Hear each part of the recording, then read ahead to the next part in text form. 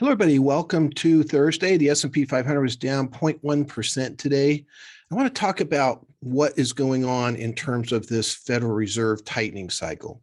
If you look back historically at what goes on when the Federal Reserve starts to go the opposite direction from stimulating the economy and trying to slow down the economy, at the beginning of that cycle, the stock market often does quite well still. Again, mainly because interest rates are still pretty low. It isn't until the end of that cycle, like after 21 rate increases that we had, prior to the 2008 downturn, where things really start to have problems as far as that goes. So when you have a down day like we did yesterday, and we still have historically a chance to make money in these types of environments, I think that's what's going to be the key this year, is kind of using those down days to your advantage. So we are looking at things that we have, that are now cheaper. Semiconductor stocks, for example, Apple would be another example. And so when the theory behind interest rate increases affecting stocks is that as the interest rate increase comes up, borrowing costs for those companies goes up. And if a company has a high PE ratio, when they discount back at a higher rate, the current value drops, and theoretically the adjustment to the stock happens. But when you look at a company, let's say like Apple or Microsoft or Google, all of which sold off yesterday, all of them don't really need debt to operate. They have huge free cash flow that they generate on a regular basis. And their PE ratios, although they're high, are still actually quite low in comparison to some of the real high flyers out there.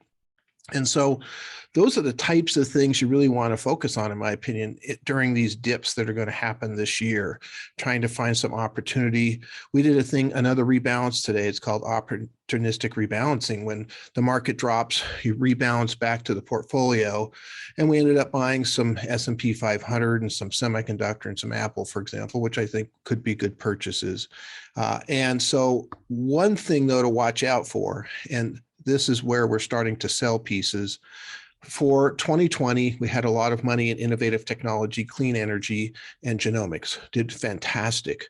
That all peaked out in the middle of February, and March through May of last year, we sold all of that out of our retirement type accounts because we didn't have any capital gains issues. In the taxable accounts, we had huge gains in a lot of those positions.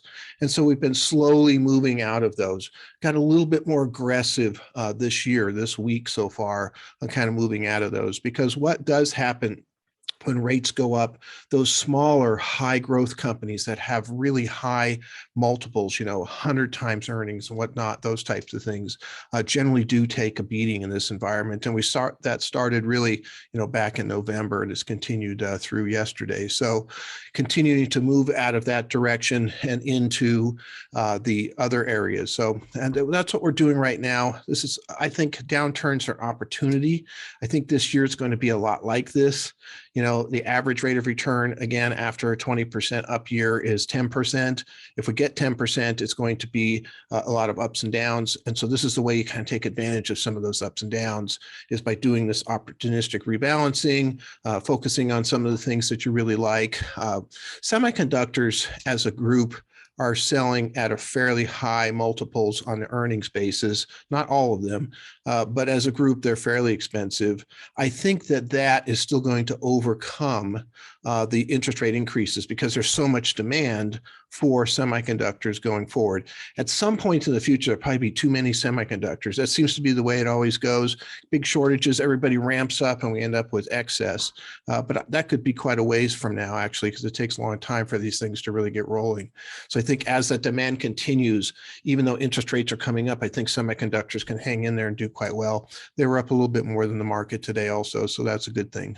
So that's what's happening right now. Look forward to seeing what's going to happen tomorrow. I do my show tomorrow. I'll do some good summary of what's happening this week. I do think it's an interesting week at the beginning of the show. Again, that's the Talk Money with Tom show from 12:15 to 1 if you want to join me. Thank you very much.